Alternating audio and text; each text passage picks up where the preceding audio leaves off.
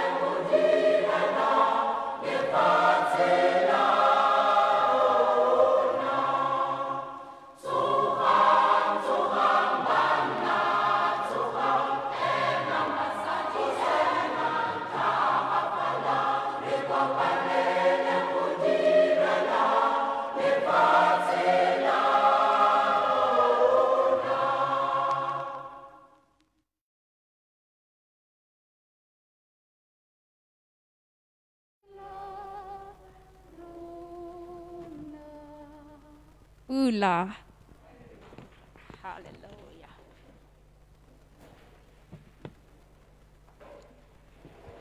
Hebe?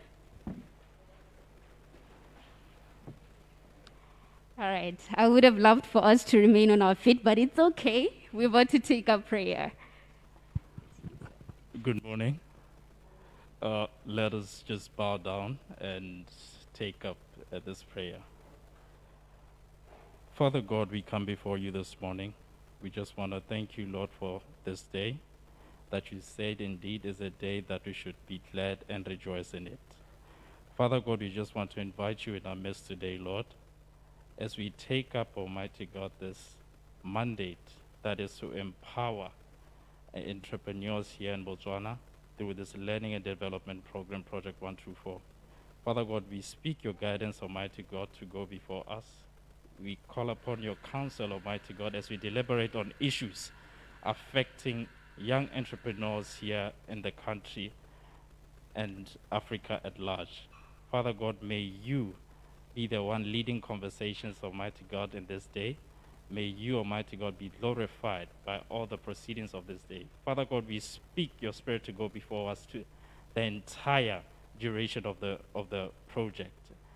As we thank you and pray, Lord, in this regard, that Father, may you alone be glorified, may you alone be lifted on high. In Jesus' mighty name, Lord, we pray. Amen. Hallelujah.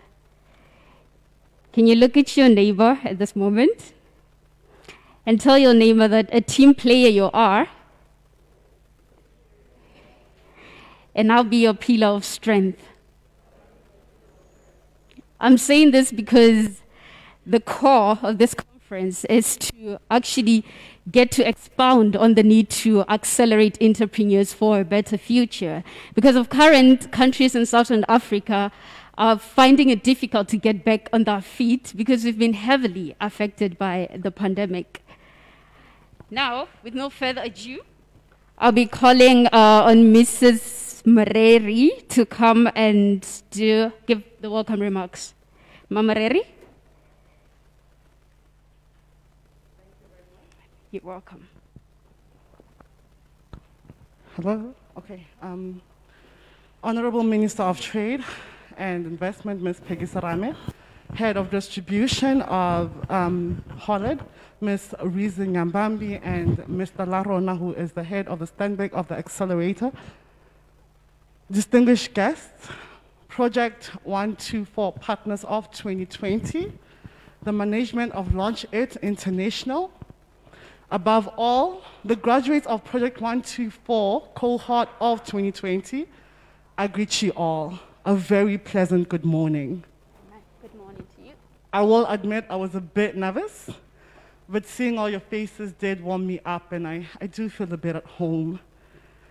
My name's Tonderai, and I am a graduate of Project124 2019. But before that, I will tell you about the current risings that are happening. I am also a hub member of a community called the Global Shapers Community Hub, a sub-initiative of the World Economic Forum. Earlier this year, after the pandemic was declared a national pandemic, a few youth and I grouped together and decided to hold conversations called the Great Reset Gaborone Dialogues. These dialogues were to have youth and leaders stick together and talk about the effects of the pandemic in the nation as a whole. What it means for Botswana, what it means for youth, and what it means for you and I. Taking the Great Reset at a local context. The Great Reset, you might think, what does it mean? What does the new normal mean for a youth and for an entrepreneur? I'll take you back to what it means. In September of 2019, I met Project124 in Maung. What stood out for me about the program was that it actually went and met me at a street where I was hustling. Instead of I walk into the office and say, can you help? And may you help? Excuse me for the mask. Thank you. What stood out most about the program was it met me at my point of need. It met me at answering a question of what can we do and how can we solve it. Also, what stood most about it was it demythed the myth that say that innovation only exists in Gaborone, but answers do exist at the four corners of Botswana, because they actually do. Entrepreneurs out there hold remarkable answers to problems that our communities face. And it is time as entrepreneurs know that the problems that we solve are for the community, and we are the solution. This was a norm that stood out for me with the Project124. And I must applaud you, the leaders of the Project124, for demything what entrepreneurship and incubation is, for meeting entrepreneurs at an area of their need, at the streets of hustling. Cohort of 2020, I will admit I am quite a little bit bitter and a little bit jealous of your program this year, because you get to embark on technology. You get to experience this whole project with master classes, with virtual meet and greets, and above everything, with a pitch competition that you cannot even run away from. But one thing I want you to take from this is that you are the maker of this project, not the leaders of the project, but what you bring in is exactly what you're going to take out. I will say that if you're going to come with a half bucket, you are going to leave with a half bucket. But if you show up pleasantly and make space within a table, you are going to take much more than what you had expected. I am proud to announce that Project124 for the year is not just in Botswana, but in other nations as well. Once again, meeting a solution that entrepreneurship is not just entitled to a nation or a region, but entrepreneurship is for the community of Africa as a whole. And this is what we need to do. Continue taking space and continue making solutions for Africa as a whole.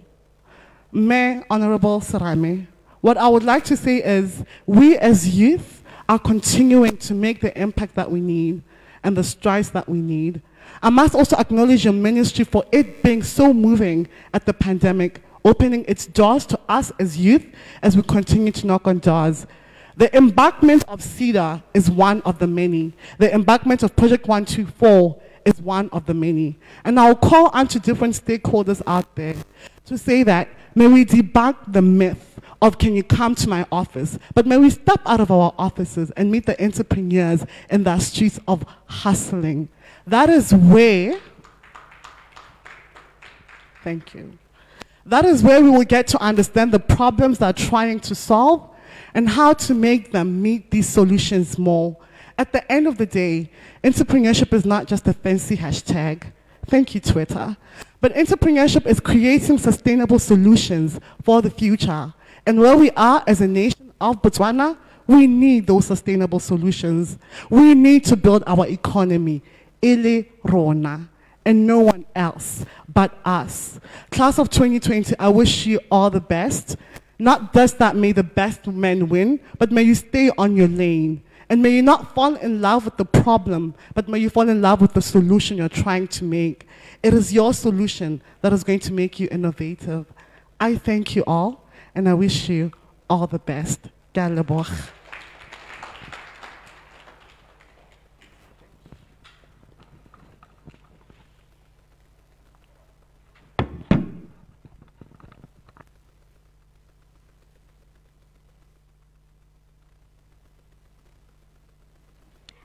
I am really happy that she got to introduce to you the mandate of the class of 2020 and the improvement that hashtag Project124 really got to make so that this year's program is bigger and better than ever.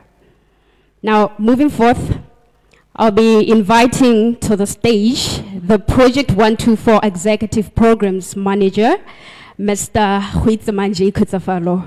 Sir.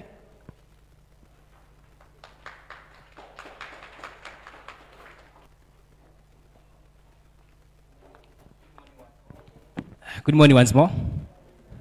Well, I like my voice. It didn't sound like this a couple of months ago. I think those who attended the Project124 2019, you're wondering what happened to my voice. I got a job in the radio, that's what happened. And this is why my voice sounds more wool-worthy. And so, my name is Huitzamanji Kutsafalo, and I'm part of the team that created Project124 in 2016.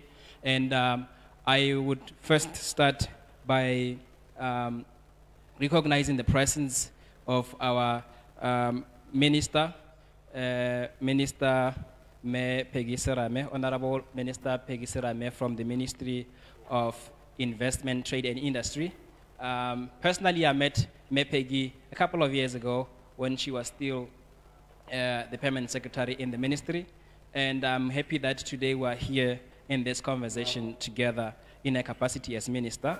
I would also like to recognize the head of distribution at Hollard Life Botswana, and then also recognize the presence of the head of Stanbic, Larona Makgoeng, and also recognize Mr. Mamela, who is going to be joining us later on the panel discussion. Project124 alumni, Didintle, and the rest of the Project124 team. Maybe if you could wave, so people always clap hands for me, they don't know that you are the one who are doing the great job. So those are my lovely team. Yes, thank you.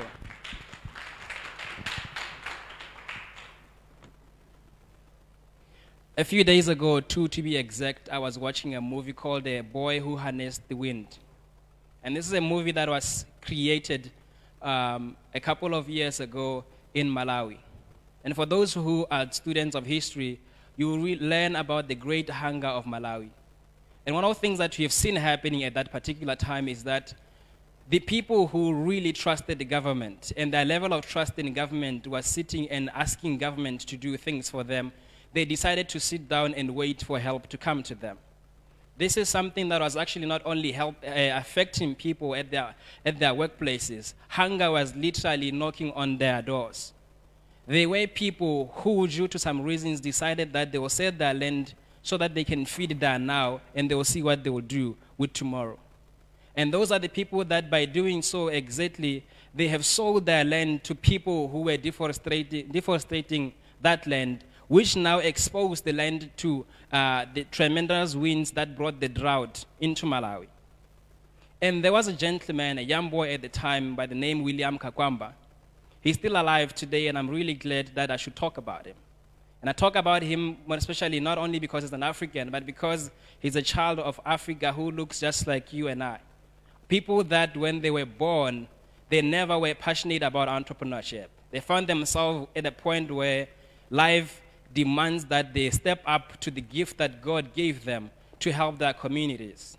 I think we have to realize also that it's very important for us that we understand that our communities will never be better until we rise as entrepreneurs to make them better.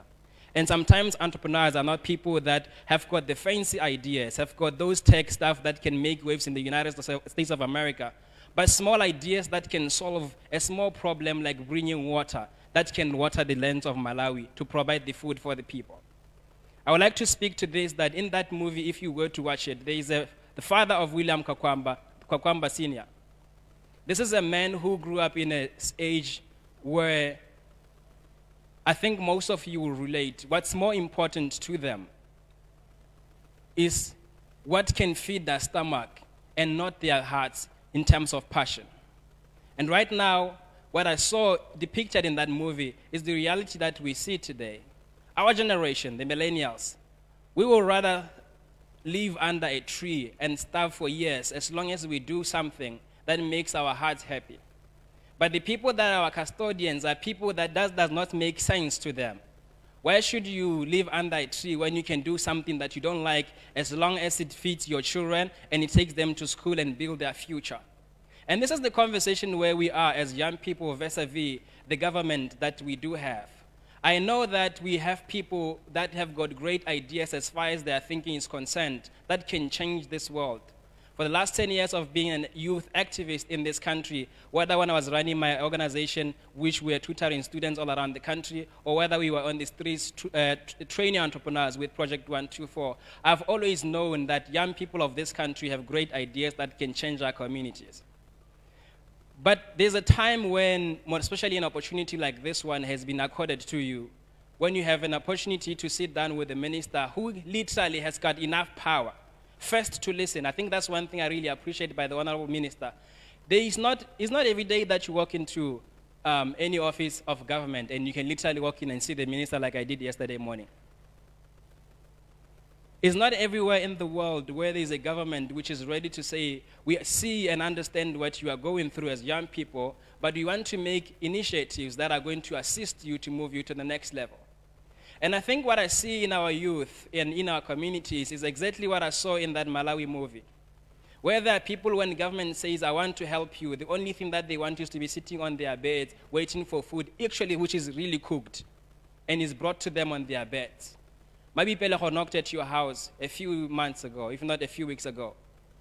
And of course, no matter how much she gave you, even if there was something short of your neighbor or maybe something that you had more than your neighbor, I know there was a little worry in your heart that said that maybe you needed something more. And I think that is a true depiction of our hearts as the youth of this country. And if you are to change our communities, we first have to realize where we are and the opportunity that we have just to have our citizenship in this country. And when you speak about changing our communities, even in this time of COVID-19, it is only through the ideas and the passions and the purposes of people like yourselves and people like me and my team and the rest of the people that are concerning my life to decide in ourselves, like William Kwakwamba, that we are going to step up to change our communities. William, when I was listening to a conversation with his father, he said that, I see there's no water, there's not going to be rain in the next few years. But the entire economy has no food to sustain the people for more than 28 days at that time of the shooting of the movie. And when that happened, everybody was running around to steal each other's food. Everybody was moving away from their communities to find places that are called better places elsewhere. And William Kwakwamba said to himself that, you know what, I believe that I can subject myself to study and believe my conviction that what I think science can help, I can do at the minimal resources that I had, that I can be able to provide water for my community, that we can water the crops that will provide us food in the next couple of months. And those are the youth that this country, I feel we need as a country and as a people to drive our economy forward. There are youth that are still standing somewhere not doing what they want because they are waiting for a check or a funding or a resource or a scheme or a platform or something that is fancier than this place that is going to help them and accelerate them forward. Acceleration of entrepreneurs, like Didintla has said, sometimes it's not you coming to an office, it's the office coming to you. But coming to you, you must understand that usually the resources that we think we don't have to do what we want to do is not the problem that we do have. And that is the same truth that I have seen William Kakwamba doing. He went to a scrapyard in Malawi, and he found car parts, and he understood through his gift that I can put 1 and 2 together. I can take this wire and light this bulb with an old battery and all of that. I know this is a pump, it can do this. And he understood that this is a pure mechanism that I don't have to buy anything, nobody else to help me. I can do this for my community with what I already have. And this is a man who took scrap parts and he went to his father to convince him to give him his bicycle. The mechanism that he wanted to build a windmill that is going to pump water from the underground and water the fields. That for somebody, you write a budget and write to the Ministry of Youth or maybe to SIDA and say we need 6 million to create a windmill. And if they say we cannot do that, to you it's a dead dream and a deferred dream and you will never do it again. In fact, you are going to go to Twitter and talk about what is wrong with our government. Sometimes the people that you think they don't see your vision is a signal to you that you don't have the vision yourself. So you have to realize that all your life, all the things that you need to start what you believe you must start has always been there. And any man who is not given to vision and understand purpose and how things work, they will never see that the spoon in their kitchen, the laptop on their desk, or maybe a microwave somewhere, or maybe a paintbrush somewhere, is actually the thing that they need to start their business. They will wait 6 months, back and forth with SIDA or with a bank or with whatever, that they can be able to start. And when we created Project 124, we created it for youth like William Kakwamba, who understand that the only thing that is standing between me and my dream is myself. Because as far as I'm concerned, I have to start the fire myself. And if people are to help me, they're not going to help me to start, they're going to help me to scale what I already have. And seated here, I know the aspiring entrepreneurs that most of you for the last 5 years, we have been talking about the same idea. And maybe you don't think the microwave you have is enough, or maybe you doubt yourself. Sometimes you don't have to wait for the situation that William Kakwamba found himself in, when you have only 28 days to have enough food, and the rest you're going to have to plow it yourself. I don't know if the youth of this country we are waiting for a time when, like we always say, that, you see, Botswana is nice today. Just wait a few days. Botswana needs a shake. Botswana needs something. We need extreme hunger. These are on itself a prophecy and also a confirmation within yourself that a time may come, and God forbid that it does, but God never forbids forever. If it comes, you don't want to find yourself in a position where doing that, it is not only enforced by you and purpose, by the circumstances around your life. What I'm saying is right now the opportunity is ripe, and you need to make sure that you maximize on it. And only when we are intentional about that, like William Kakwamba, we are able to sit down with an older generation like your father and tell him that I need your bicycle. The problem that you have right now is not mobility. The problem you have is that you cannot plow your crops to feed your children. And only your bicycle can be able to connect its dynamo to the windmill, and I can put the stacks of wood together and climb and put that windmill there. I can cut the pipes in half and make the fence and everything. And the wind itself, because God has provided the wind. All you need to do is set up the stakes for the windmill. And that's what William did. And the windmill began to roll and roll because the wind has always been there. He needed to climb up to where the wind is, using whatever he has. And as we speak, that gentleman, William Kakwamba, built that windmill. For the first time, his father could see that even as an elder generation who has been on earth for quite some time, sometimes a young person who has never proved himself, when he says, I believe this thing can work, it can actually work. And this is what I am trying to get you to understand, the youth of this country. Our elders, Baholo, may not hear what we are saying, but I can tell you that they see what we are doing. And I'm a testimony of this. I am never a person who waits for government to help. As we speak, there's a youth initiative that I have created in 2016 16 that for this is the 4th year of it running as a national program. I pioneered it myself for 2 years under my own student allowance to make sure that every student that applies to university has been sat down and mentored properly and understanding which cause all of that. And only after 2 years of knocking HRDC's offices, on the 3rd year they have agreed because I have produced the results. And I can tell you there are youth with much greater, better ideas than the one I had, whose attitude and approach towards approaching people who are on authority, those who feel like they're too entitled, and those who that are in authority that are not qualified, and therefore they must leave that we do. I must tell you that you are wrong. Sometimes, which is what got to my heart through William. William could look at his father and say, this man does not understand. His refusal is not because he doesn't want me to proceed. It's because he's from a generation that does not understand how tech works. William got into the library, he read by himself. He was not taught by a teacher. Even he himself, the things he was talking about, he has never proven them. But his heart told him, this can work. And right now, as we are speaking, ladies and gentlemen, that is the same moment where you find yourself. And as I close, William created that windmill. And it became the talk of the world, all over the world. South Africa saw that. And they gave him a scholarship in the university. Immediately after they done that, the United States of America, they saw that. And they gave him full scholarship to train at a higher level in hydro something dynamics.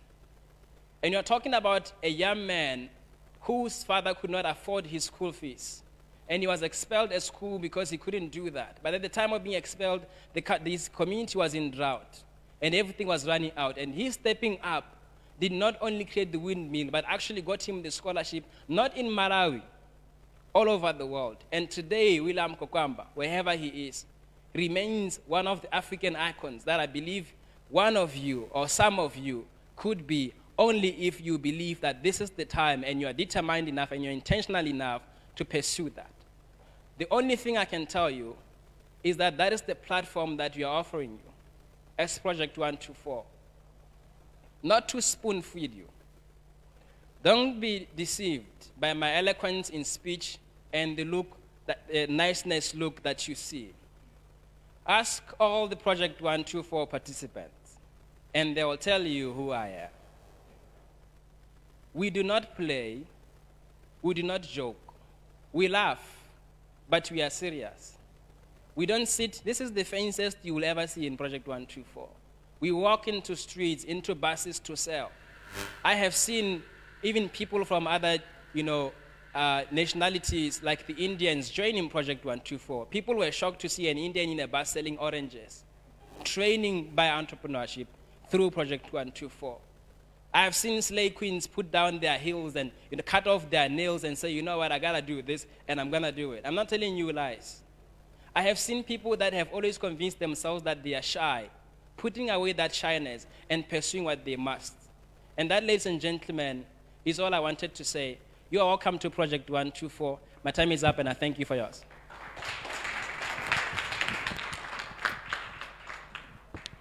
We thank you more, our programs manager, and thank you so much for the Project 124 overview. He stressed on 2 points that I would love to repeat. First thing is attitude, and the second is approach. And we do agree that young people of this country, they have brilliant ideas that can actually change our status quo. But what limits how far we go is our approach, strategy, and attitude. And that is basically what Project 124 is all about. We're all about getting great entrepreneurs out to the community so that the community gets bettered itself. And going forth, we now get into the core of better entrepreneurs and better future for Botswana. And I welcome on stage Ms. Reason Nyamambi.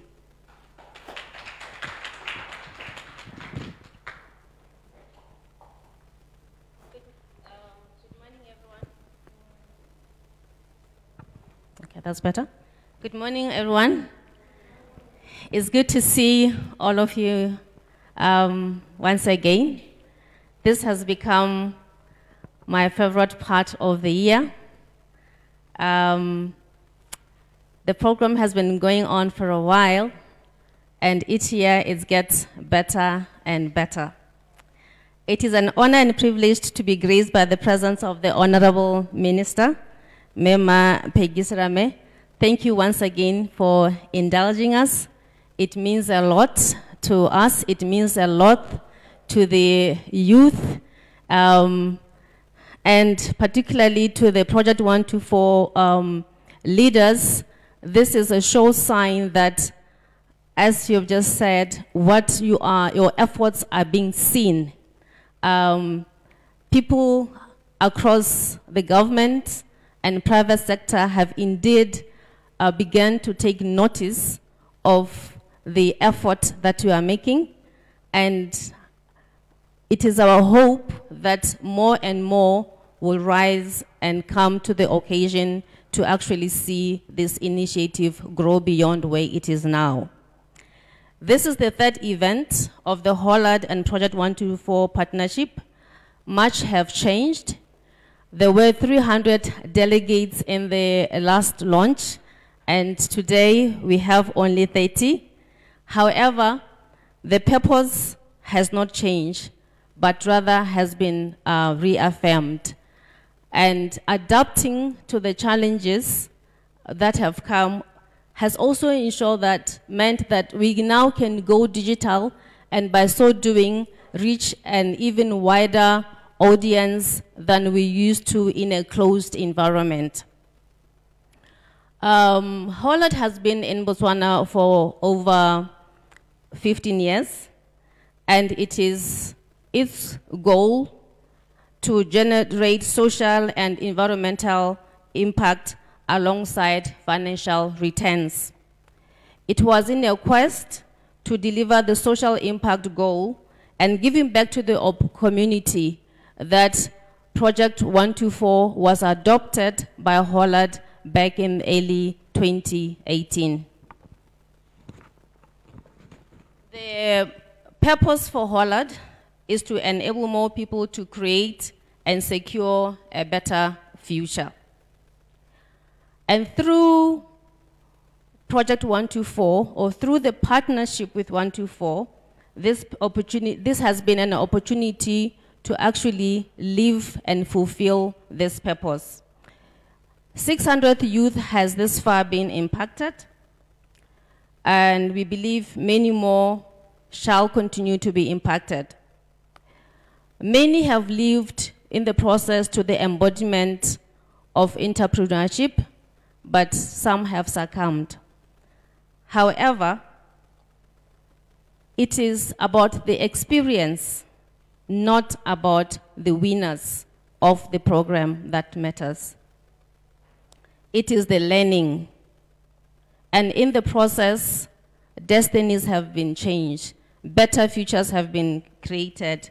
The transformations have been profound. I have had the privilege, Minister, of meeting our youth on a day like this and meeting them 3 months later. It is amazing. Most of them I could not recognize if indeed they were the same people. Their personalities have changed, their vigor, their eagerness. You look at them, you see now we have entrepreneurs in the house. And many of the projects that have been presented, although they had not gotten funding from the project itself, attracted the attention of other corporate and financiers. And through that, we have seen the establishment of quite a number of such businesses. Now not projects, but businesses.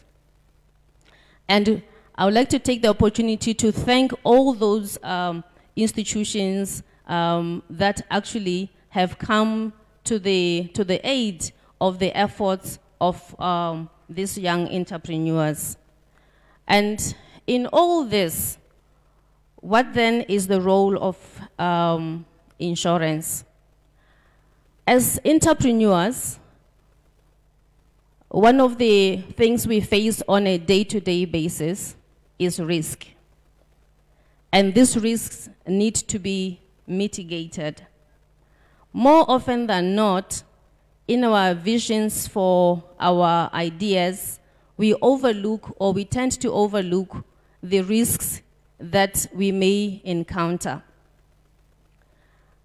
And there is a special place that insurance can play, particularly now in this era where the uncertainties have never been more uncertain.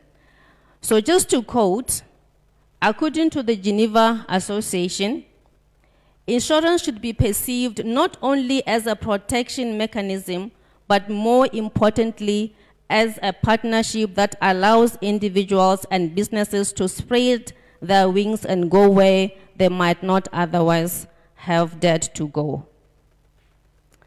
The current environment dictates for insurance to be an integral part of every business, of every venture. And Hollard has pledged, and we still pledge one more time, that for the entrepreneurs that are in the program, we will take them through. Once they have been through the program and have identified what they may need, to actually step up and take them through what are some of the insurance solutions that they may have to incorporate into their businesses, even at the plenary stages. It is never too early to incorporate the solutions for the risks that you may encounter. I think the COVID-19 has been a perfect example of what disruption could be. And for those organizations that were insured, even though they sustain some financial loss, they are able somehow to continue, or at least to sustain themselves and not be completely not completely closed down, because insurance does come to their rescue.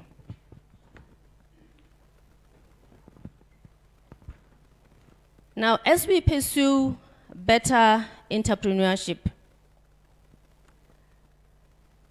it is important to note that the concept of entrepreneurship many a times eludes the very people pursuing it. In a community where mentors are few and rare, entrepreneurship can turn into a social problem. The disruption has in some way exacerbated the situation, but it has also created opportunities, particularly for the youth. Now, as we take this journey of entrepreneurship, packaging ourselves into our next level, gearing ourselves to step up and be counted in the society and in the community, we should do so with a commitment. We should do so with a mindset of resilience. There shall be challenges. There shall be moments when you wonder, are you still an entrepreneur or not? But the most important thing is for you to go through this process. If at the end you come to a conclusion that you are not an entrepreneur, you have not lost anything. You have indeed changed your future for the better. Because now you can put your effort and energy onto that which you will excel in and be able to achieve. Entrepreneurship is not for the faint-hearted. But if you follow a talent, you follow a gift, you offer a solution, then your chances of success are more. In this era, where there is so much competition, In this era where there is so many challenges at stake, it is not the pursuit of money that will see us through, but the talent, the solution. So you need to ask yourself, what solutions are you bringing to the community? Because if you can offer that solution, then the money would come. And if you are pursuing a solution, then you will be more willing and likely to accept partnership. But if it is about the money, the mindset would be, let me have it all. But the pursuit for solutions, on the other hand, actually opens up doors. It opens up teamwork. It opens up dependency on other institutions or companies. If we look at the environment today, who would have thought the delivery service would be an integral part of doing business? It is those businesses that have realized that we cannot operate without partnering with delivery companies that have actually been able to survive during this COVID-19. So as you pursue your businesses as well, your ideas, focus on the solution and not the money. And then the money would follow. Just a little over a year, I attended Career Elevation Summit, where digitalization was the main topic. At the time, it seemed like a script out of a science fiction movie. But here we are. The fourth industrial revolution has been fast-tracked. We are right in the middle of it, and everything has been disrupted. Yes, you have a business idea, but do take a moment to incorporate digitalization. Can your business be adapted to digitalization? Because if we don't, then we'll find that much as we have a brilliant idea, because of the era that we are in, you will struggle more than the most. And be willing to be agile. Be innovative. Where you are now is only the foundation of the many possibilities that lie ahead of you.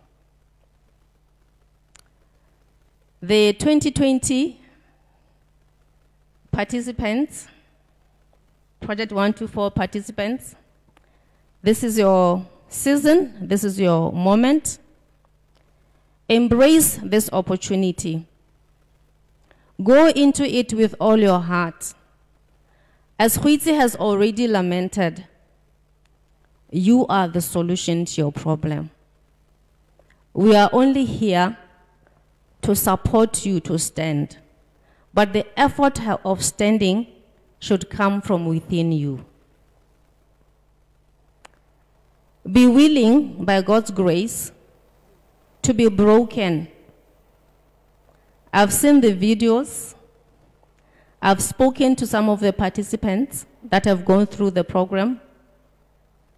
It is only those that are willing to actually let go of whatever it is that they have indoctrinated themselves with that make it through. So my prayer and wishes to you, all the participants, I know you are watching online, is that you will be willing to allow yourself to be broken so that you may be able to realize your potential. Hollard is here to cheer you on. The Hollard family, the Hollardites, they are here to cheer you on. We will continue to be supportive. There are a couple of programs that are yet to happen. Hollard will stand with you throughout the journey until the end, because I know without a shadow of doubt that we are in partnership with victors, and victorious you shall be. May God bless you all.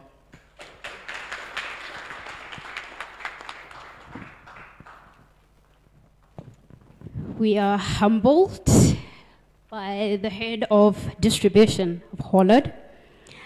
And like she said, I remember that someone did ask, is Project 124 really a competition? And I answered no. It is a crafting channel, a channel that crafts a vibrant youth into successful entrepreneurs. And we'll be moving forth. I'll be calling on stage the program's manager, Huitzimaji Kutsafalo, to come and do the honors.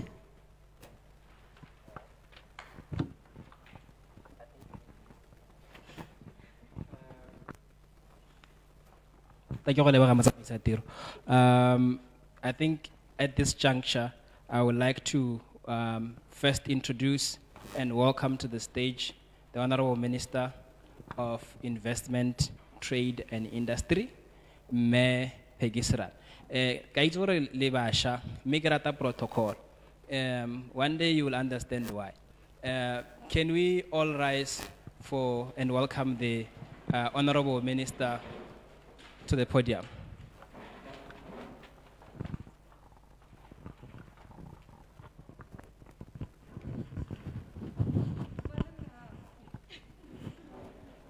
Thank you. Well, I'm more than a meter away, so I'll keep my mask off. Ke Director of Ceremonies.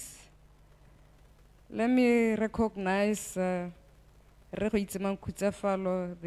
Project 124 Executive Programs Manager, the Project 124 alumni, the Hollard Head of Distribution, Miss Nyamambi, John Payne thing, Len Hailoro thing. Oh, he's online. Okay. The panelists, some of them may be online, right? All CEOs, current and future, board members and entrepreneurs present here today. Let me also take a moment to appreciate all those who are joining us online, the participants and all guests, and all those who are entrepreneurs or have an interest in entrepreneurship. I greet you this morning. It's interesting that on a Saturday morning I'm here. I was really tired, but I thought he was going to tell you that I almost didn't come. But something had to happen, because when I looked at the program and what was going to take place, there was no way I could say no. So I needed to be here, and I'm happy that I'm here. I'm really inspired by the speakers that came before me, and I was like, I don't think they need me here. I think they are just fine. So thank you very much for the welcome remarks and the remarks and all the statements that you made before I came here. This year is particularly special. Eh? Let's just say special. Because whoever is here, your role is different from the people who are here before you. As much as we can complain about what is working and all the problems in the world, but I think also we have the greatest opportunity to do something that has never been done before. And I have every confidence that something great should come from you.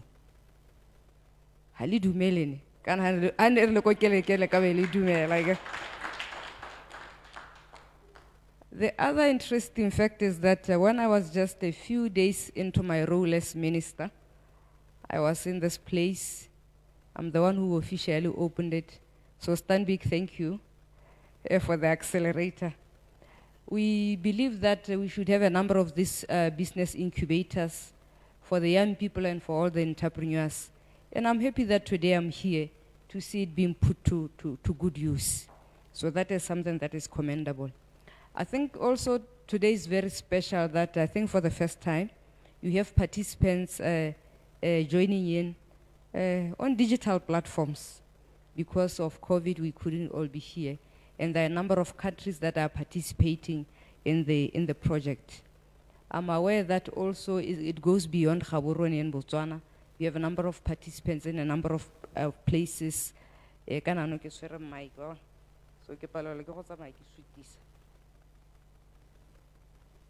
So I think that is something that is commendable.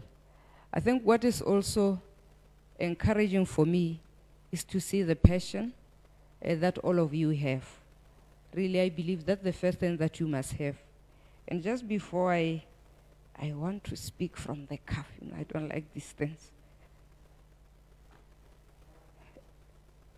Something from me personally, what sustains me every day and helps me to go through whatever I'm going through is knowing and believing that I'm here for a purpose much bigger than myself.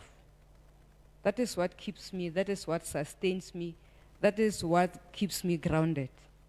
Knowing that whatever I'm doing is for something, for a purpose much bigger than myself. And if you truly believe that, I can tell you you'll go places. And you can take that and monetize it. In other terms, it means there's somebody out there who needs a solution. Your society needs a solution. And you can provide that solution, knowing that you are here to provide solution to society's problems. That can sustain you. It can sustain your family. It can build a legacy for yourself and your family and future generations that will come from you. That is something that I think really helps. And I think without going a lot into what government is doing, I don't think today you want to hear about that. But I think I just need to highlight a few things. Last year we reviewed and finalized the review of the SME policy and came up with a national entrepreneurship policy because we recognized that we need to look at entrepreneurship in its comprehensive nature and go beyond just about SMEs. So we now have an entrepreneurship policy in place of Botswana. And one of the key pillars of that policy is about building an ecosystem. And I think this can also talk to what you want to do. A lot of the time, you have somebody who goes into business, and they look at, this is my idea, and I'm going to go it alone. Whereas what is going to sustain you is you recognizing that you are part of an ecosystem.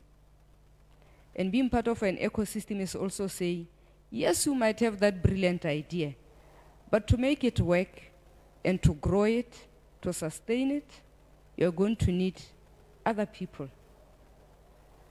The other thing that is related to that is we also recognize that a lot of people who have brilliant ideas, but there's no way for them to nurture those brilliant ideas into businesses that are scalable, that can be competitive globally. So as government, we are also looking at, over the coming years, we'll be putting in place a national idea center, which I believe it must be government working with all stakeholders to ensure that those ideas can be nurtured into something that we can sell. And I think it's also important sometimes for us to recognize that, yes, I may have the brilliant idea, but I'm not the accountant, I'm not the marketing person. I know we have other people, but Botswana meganti ranalidi idea tse di siame me na go ngwa ha ritse go market. So I'm also saying you might have the idea, you might even know how to do whatever you want to do, but are you the right person to be marketing that? Some people can speak very well like him, but some of us know how to do behind the scenes. Then you need somebody else to take your product to market, to bring in people that you need. So that is also something that you need to recognize. In that business, yes, you might start alone on your own, being everything for the business. But for that business to grow, you need now to have the skills to help you for that business to grow. I think that is very important. And more often than not, people say we don't know how to work with each other. I don't know if that is true. If it is true, we need to do something about it, because we are all part of an ecosystem. Even if you have the idea, you need to be working with other people. Strategic partnerships, I'm not going to speak for long. It also talks to ecosystems. In your business, you may need inputs. If you are, say you are manufacturing something, you do need inputs to make that product. Those people are your partners, because if their business is not doing well, you're probably not going to be doing well yourself, because you need their inputs. So strategic partnerships are important in your local community, even beyond your local community. COVID has taught us many things. Yes, we need to understand that we live in a global world, but it is also saying start with your own local environment, because right now that is what is sustaining all of us.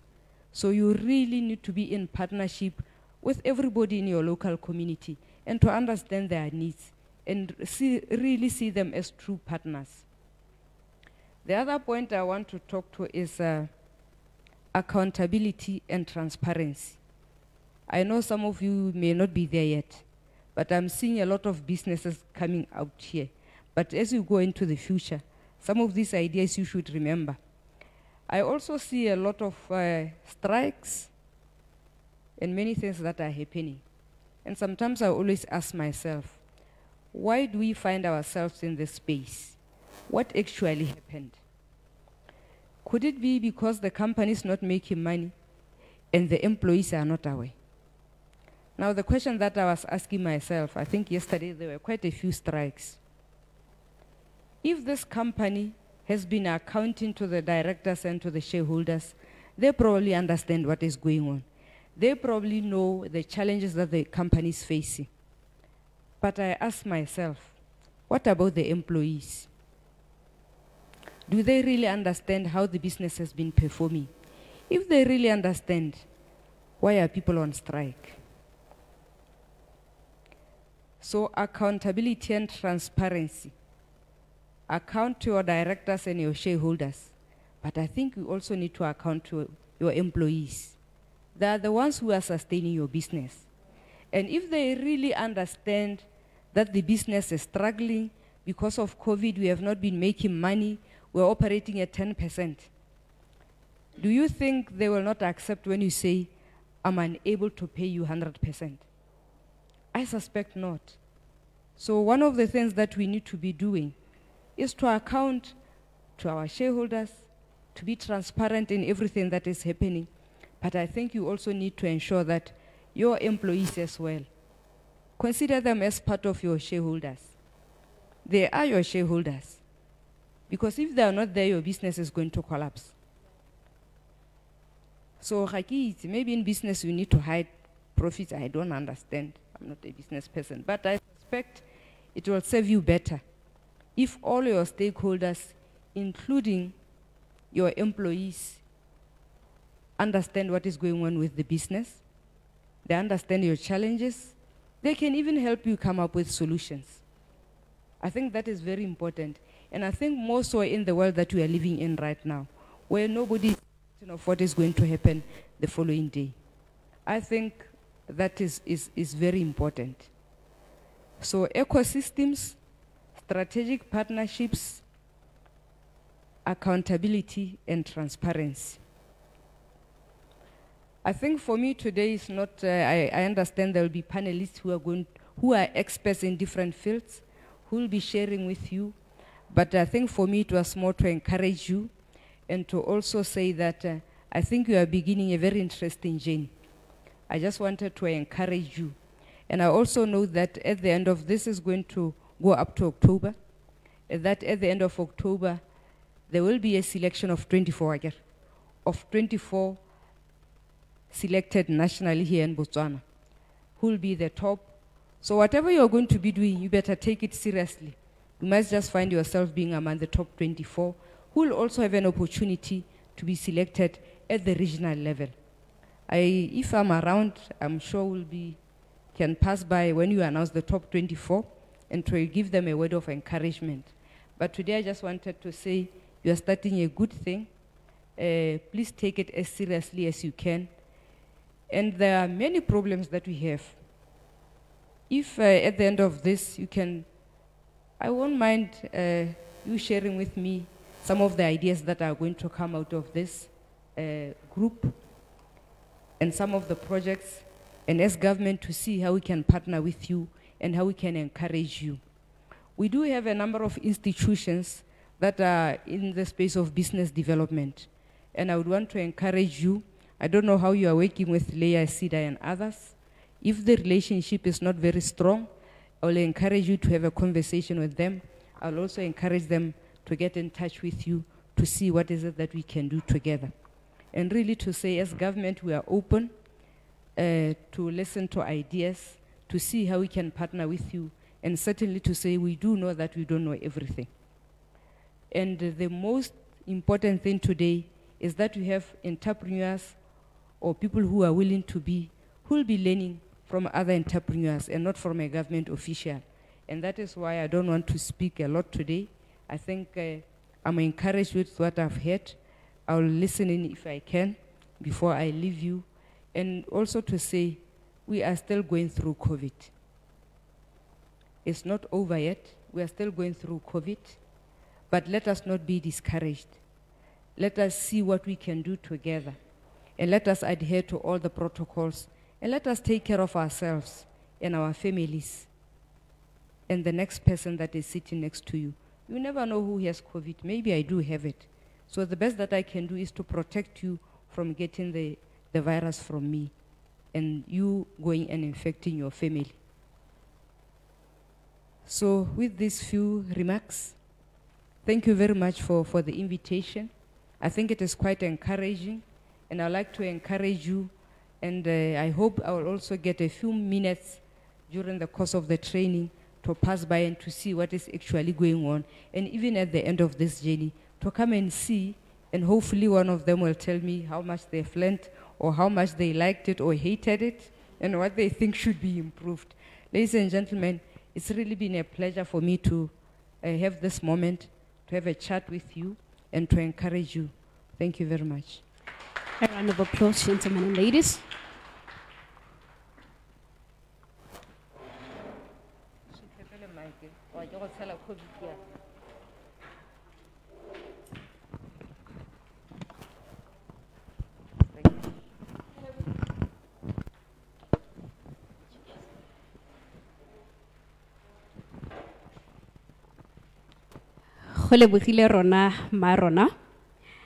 I think it's actually safe for me to say this now, that if you're an entrepreneur and your business had failed before because you did not understand what it means to be part of an ecosystem, now is actually the time for you to get back on your feet and walk through the right channel.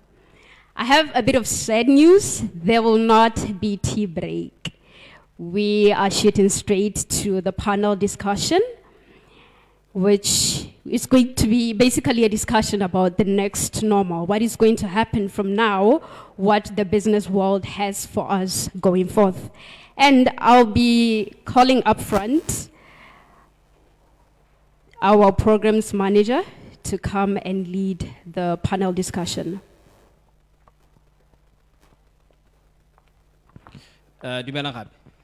Thank you, Honorable Minister.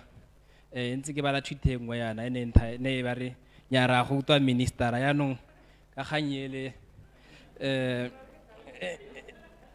yone wa re ke tsa ke re ba uta gore ga le lebala Ramasire, may his soul rest in peace. He mentored me for 3.5 years. I think one of the greatest stories that I learned from him was that he went to a khotla one day, and when he was there, which is what I loved about the khotla, everybody had a chance to say whatever they want and people can really listen. So gentlemen stood up and asked Ramasire, di dira leng sele ka masira ba morare a ko ema ka dinao te kwa a ba ema ha tsena gona morare rola ditako a ba di rola tsotha ba morare di rwale tsothi a ba di rwala tsenya santha go tswa ba tsenya sa bobedi ba morare wa bona gore ga go kgonagale go rwala ditako tsothe ka bobedi nako le nngwe he o tsenya santha ha se wela o ba o tsenya sese ke tsa ke lang kutu. So I would like to welcome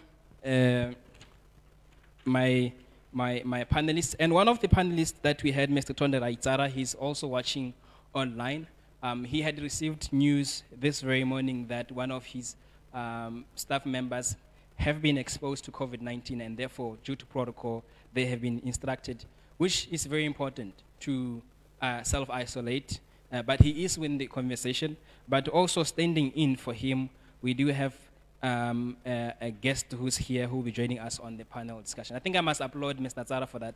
Baba ngwe how it's work kana minister kwa ke batla go kgamolo. O ka nna re lobela kgang ya COVID-19 o bota o bua ke gona bota o e be ga senta o sona o hetsa. But you know, people who take this responsibility like that, I feel like it's inspirational enough for us. So may I introduce to the panel the head of Accelerate from the Stanbic Bank of Botswana, Mr. Larona Makgoeng. A big round of applause for him as he takes his stand. And can I also introduce Mr. Mamela? Also, I had spoken about him earlier. Another applause. This program itself, it's proudly brought to you by Launchit International, which I've been privileged as of now to be the CEO of it. And it also sponsored by Hollard Life Botswana. It is also sponsored by the Stanbic Bank of Botswana, which I must commend very much so, that it's not every day when you see companies in that line of business, you know, really stepping up full force to create platforms like this for entrepreneurs. So we thank Stanbic for that. We are also in partnership with GDG Gaborone, VIV Mobile. We also do have La Magia, our partners in South Africa.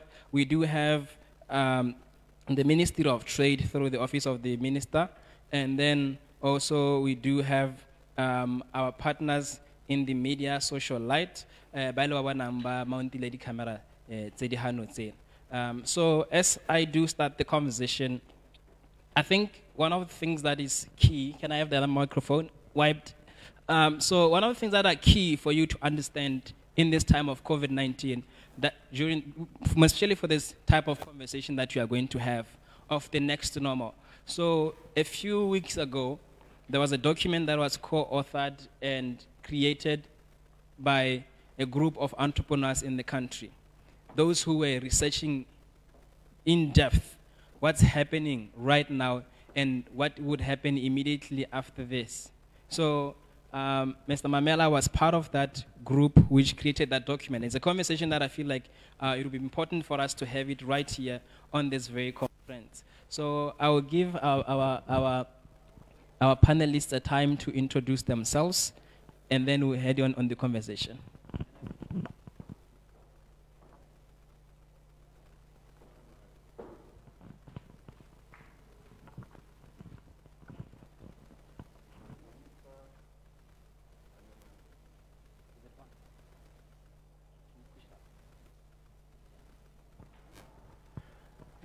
Honorable Minister, Nyamambi, my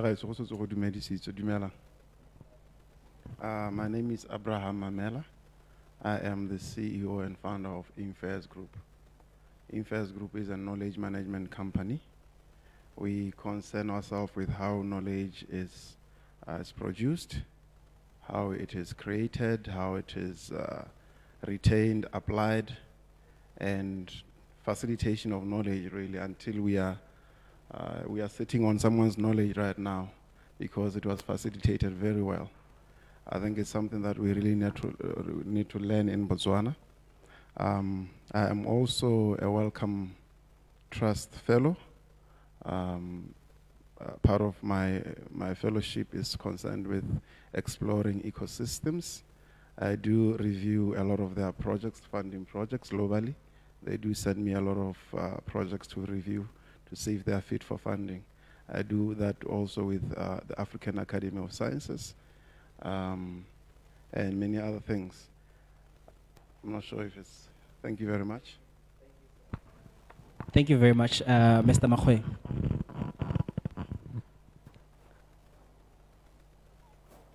Good morning, everyone. As already introduced, my name is Larona Makgoeng. I currently wear the hat as Stanbic Bank head of Accelerate being this place.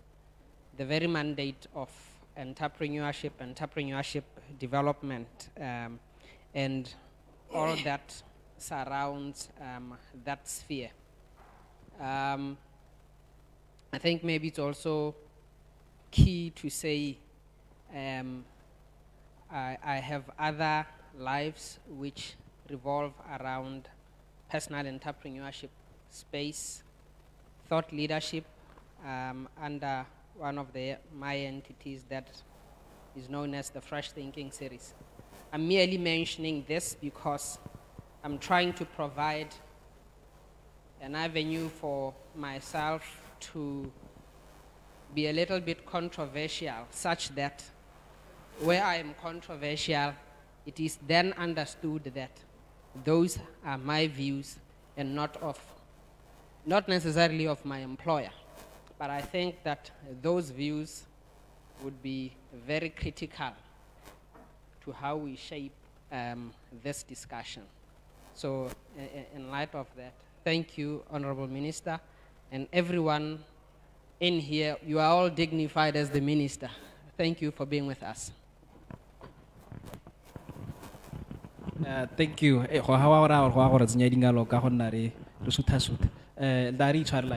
So I wanted us to dive into this conversation. Part of my job as the host of the Youth Gear segment on the RB2 FM every single Monday at 2 p.m. I'm not advertising myself, but it's a good thing that you may listen on Monday. I have the job to host conversations with different entrepreneurs who, most of them, they have run their businesses. I think one of the people I interviewed on air was Ray Newman Ramatokwan. And he's one of the people who speak boldly about how COVID-19 actually has affected them as businesses.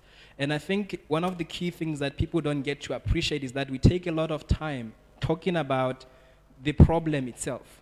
I think every single week I receive an invite to talk about the impact of COVID-19. I think we have overspoken about it.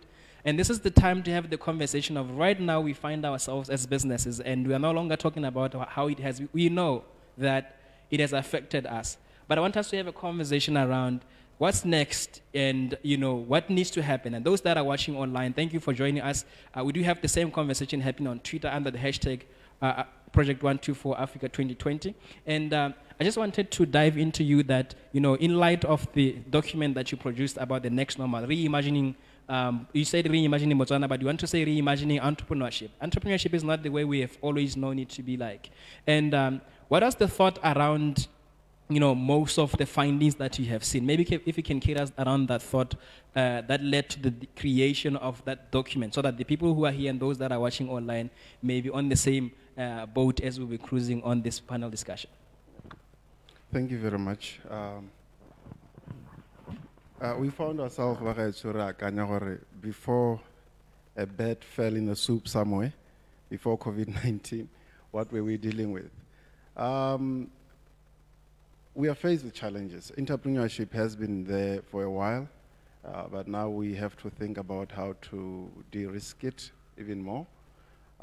It's been already the risk of engaging in entrepreneurship. There are many risks to it. And according to the statistics, actually they are saying 80% of SMEs, entrepreneurs, actually don't survive beyond 5 years. And where we were sitting, when we were producing that document also, we thought, what is it that we could do also as a nation, looking at different initiatives that are going on to align with that and also with global interests. And I would like to frame my discussion to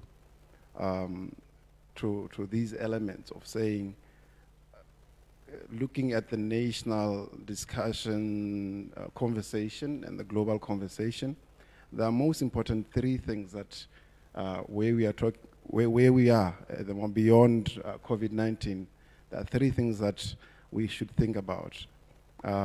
Unnegotiable three golden eggs of inclusion, diversification, and export orientation. And I'm sure through the discussion, through Parliament, you've picked some of these words to say there's not going to be anything that has to be, if there's any state spending, any project that we have to do, it should have those three things. Now, in the past couple of months, we've seen very interesting initiatives, such as CEDA, the one that we've seen. And I was sitting there thinking, what is it that we could do? Because we've seen in the past a lot of funding going to entrepreneurship. What is it that we can do to de-risk these entrepreneurs to make sure that whatever that they are doing finds itself with that three golden eggs: inclusion, diversification, and they are export oriented. And I want you to think about, it's something that the Honorable Minister has also touched on, the ecosystem and how partnerships should work. As we're exploring, we came across this stakeholder value model or oriented economy. It's a type of economy that countries such as in the Scandinavia and Nordic economies, immediately after the 2008, they adopted that. That's the stakeholder value economy versus the shareholder value economy. The shareholder value economy is the one that we are in right now. And a lot of it was informed by Michael Porter to say that when you are in any business, the way you create value for that business is done within an organization. You have to think about the marketing, the distribution within one organization. But the Nordic economies, because they are taking the form of stakeholder value, they are saying, if you have an idea as an entrepreneur, can you think about how to de-risk it? Some of these methods have been used here, even though with elements of hybrid, elements of shareholder and stakeholder value. Stakeholder value are saying, I have an idea. Think about the film production. Film producers out there, when you have an idea, you don't say, I'm going to buy equipment, I'm going to buy the whole wardrobe, I'm going to do that. You just assemble stakeholders and ask them, I'm producing this movie, are you interested in? And this is your share in that project in the end. So a lot of Scandinavian economies that are taking that form to say, I'm bringing the IP, this is my share in the IP, and in that IP, what is your contribution and what's your take in the end? And to me, it touches to the point that the Honorable Minister was talking about. You have to think about yourself as, can I offer the best marketing and advertising capability that Mr. Tonderai Tsara can offer, or someone in the marketing and branding can offer? Can I do that with the same logistics? So now we have to think about the 4 areas that will definitely empower the 3 golden eggs I was talking about earlier on. Yeah. But I think I can we'll get to elaborate. Those ones. Maybe to also shape the thought around Mr. Makgoeng, what we always see happening here at Stanbic Accelerate. You are one of the people, together with entrepreneurs that work here, believe in the value of co-creation, especially in this area where we are at. I don't know, adding to the thought that he was talking about, and also if you could touch about the next normal that we see. Because I think with the normal that we are used to, like he said, working in isolation as entrepreneurs, trying to solve problems by ourselves wherever we are. And one of the things that you always speak to is that whenever we are together as entrepreneurs, we even learning from each other to cover those 3 things that you're talking about, inclusiveness and diversification, and also being export ready as entrepreneurs in Botswana. What is your thought around what you see as the next normal as far as co-creation is concerned? Thanks for that, and thanks for that framework on which I can slide. For me, I think some of these things sound new, but in all fairness, they are not. My view has been that we have always had our own economic philosophies on which thrived, on which when you bring in all the new elements that seem fancy and sophisticated, you're going to talk about social development index and all of that. When you look at the model of the economies today, it is zero-sum. The aspects that my brother is talking about, they're actually very African. I would contend, probably not Scandinavian anyway, because so when I look at how we have always modeled our economies and how we've always carried our development, it has never been cutthroat. There has always been inclusivity. There has always been the aspect of shared value. There has always been the consciousness that development needs to carry those that cannot carry themselves for it to be sustainable. Even the most cutthroat of capitalists, back then, we had the so-called Mahisa system. Mahisa system, if I was a cattle baron, I would cede 100 or so to a less fortunate individual within our community. They would keep, grow, and manage that wealth for me. At a later stage, I would then claim back my head, but I'm not just claiming it and leaving him out in the ledge. I then leave him with a certain portion of that head that he has developed and grown. For him to then stand on his own, to have the very dignity that we are looking at, for him to be part, to be a player within the economic structure. So this is my first controversy that I wish to submit at this stage. I have always held the position that, and I hope people can interpret this not with emotion, but with logic. I hold the view that COVID is the best thing that has happened during our development trajectory as a people, because it has asked some of the tough questions that we on our own were not willing to confront and deal with. So now today we are seeing the big companies that have been involved in this zero-sum game, where there hasn't been this shared value in their models, where there has been the reluctance. Now they are going to governments and saying to governments, can you please bail us out?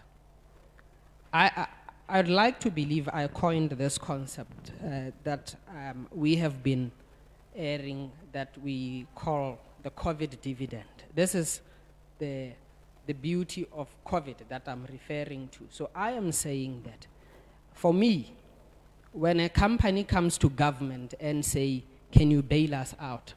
The Honorable Minister here must say, if I bail you out, it's based on leverage. We have been asking you to look at how you could include citizens for empowerment. So it should never be bailing out that is just about keeping them afloat. We must give them that lifeline in exchange for them ceding a stake to locals, ceding technological skills, development. There ought to be all of this that inform how the next normal is going to cater for inclusion, for export, for investment in the country, and all of that. Even going slightly beyond, with my controversies.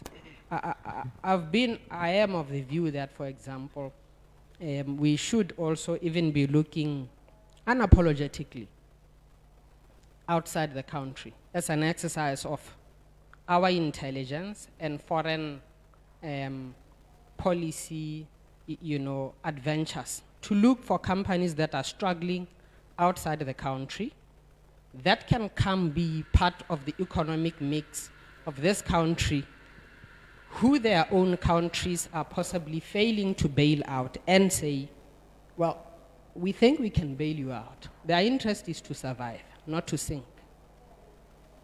To then leverage them at this stage for investment here.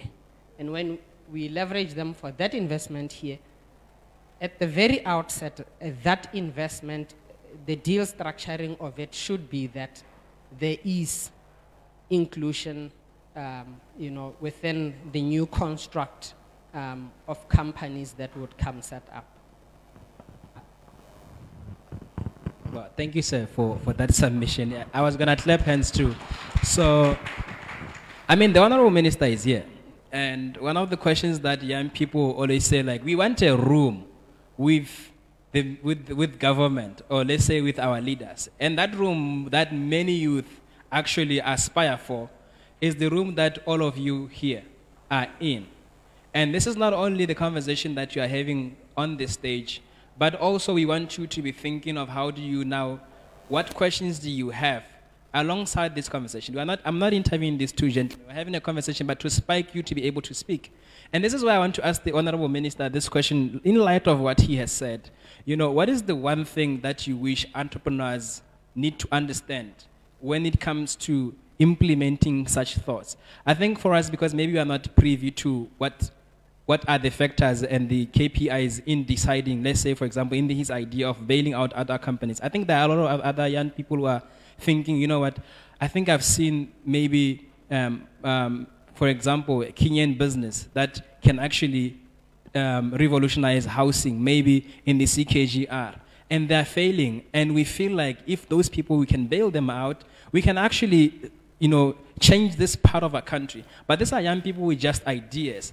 How do those ideas, as far as your ministry is concerned and your position, what do you think we need to first understand as entrepreneurs, as young people, in order for such ideas from the citizens themselves being implemented by government? I think I'll ask the microphone that it be passed to Honorable Minister, this one specifically.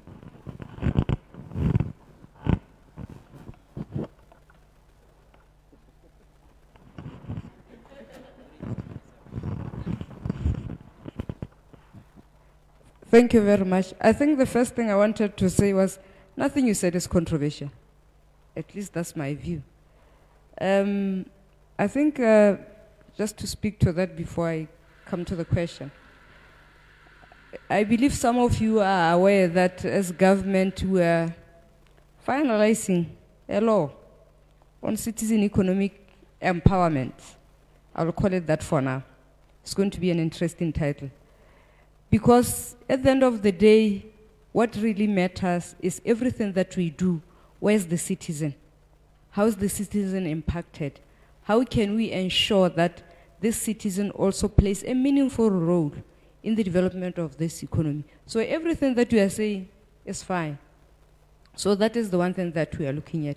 We've also been having this conversation about companies that are not doing very well. The first interest is, how do we ensure that our own companies here in Botswana don't go down? I don't have the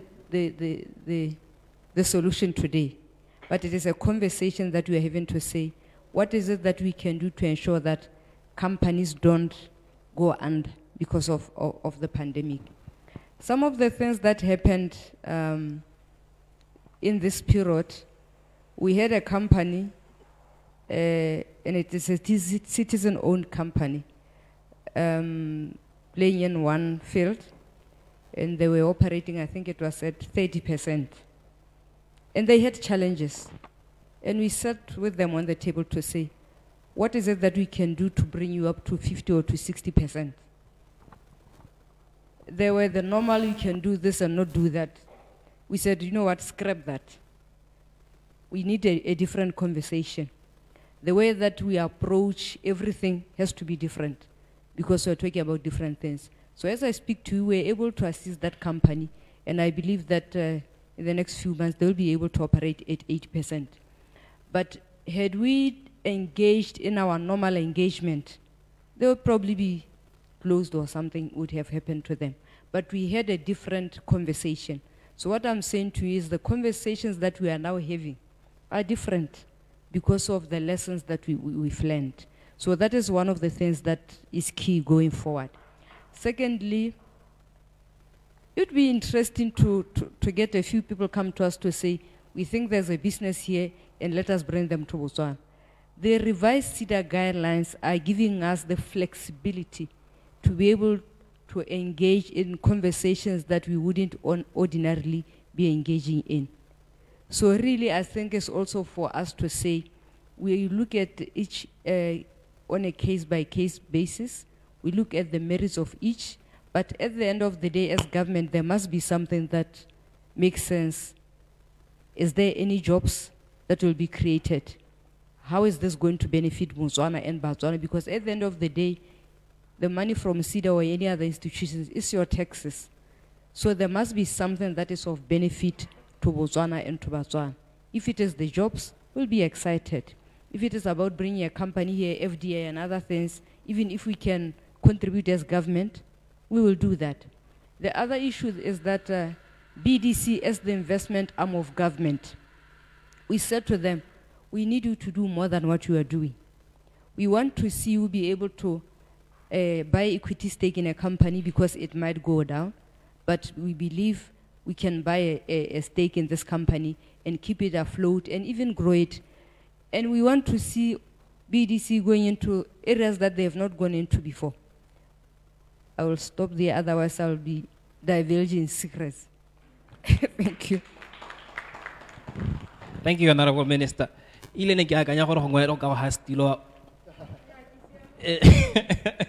Okay, so I think one of the things that makes me happy, and like I said earlier, there are people who are of the view that what they think at the normal citizen level can never be something that can become a national thing, you know?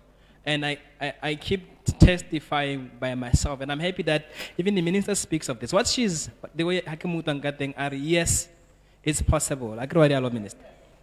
So, Hagizo, do you have anything that you wanted to share in light of the same controversies that Mr. Makgoeng was speaking about, shared value, that we come from? We've always had this. I think most of the things that we've implemented as a culture of Botswana have been modernized elsewhere and, you know, technologically advanced somewhere. And today we see them and we think that there are things that are not of us, but actually originates here. What do you think of, you know, us going forward, especially to what the minister was talking about earlier, about looking inward as a country, you know, to empower entrepreneurs in the country, to go back, the very first president of this country spoke about it, and I feel like that is the next new normal that we are going into. I can only compliment him because I agree with him. We have to remember where we're coming from. Let me remind you, when Botswana started, we didn't have anything. And the things that we saw in this nation was that Babusi Bapele, they called upon Botswana to say, let us work together. And we started seeing a lot of messaging such as Terisanyo, Ari Pelegeng, all these programs that we see now. Somehow, through the booming days, we forgot how we started. The very university that is producing the same human capital that we see filling our nation right now was upon calling the nation and saying, contribute what you have to contribute. Perhaps we have to look at the model of the university itself right now to say, how can we make sure that the communities that built the universities have a contribution to it? How can we come to a point where institutions, most importantly, key institutions, do have in their boards communities Whether they understand the subject matter, it doesn't matter. We have to make it understand. We have to make them understand. We should be seeing some of representation of the Hosi Modi boarding, because the PPCP model, moving away from the PPP, gives an advantage that, you see, if it's the PPP, which is part of the government policy, by the way, it's likely to make the government rich, certain private sector people rich, and you know private sector people, usually it's all about business. But communities need to also, or civic representation needs to also be part of that.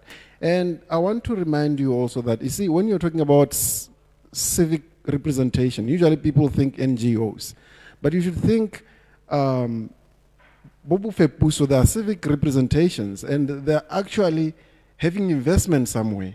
But if you are to have a certain investment and say, let's put money into it, other than property, because most of them do invest their money in property somewhere and put it outside the country. Can we put it in our country to make sure that we co-create whatever that we see, and we should be looking into certain existing verticals, and by verticals I mean existing things that my colleague was talking about earlier. Bomafisa, it's a vertical on its own. If you look at certain products coming from certain communities, Kadi could be a vodka of tomorrow. If you're talking about Letsema, it's an economic system. Imagine if you can digitalize Letsema, for instance. I'm saying this because I want to emphasize one point. It's usually when we see innovation, we think digitalization about certain apps is innovation, but we will never compete with the established people that we know right now, Facebook and all that. But the only unique point we can bring some form of difference is to look deep into the tacit that we have, deep into the culture that we have, to say what is it that we can create what we know out there to make it investable and globalize it. And it doesn't take one person or one genius.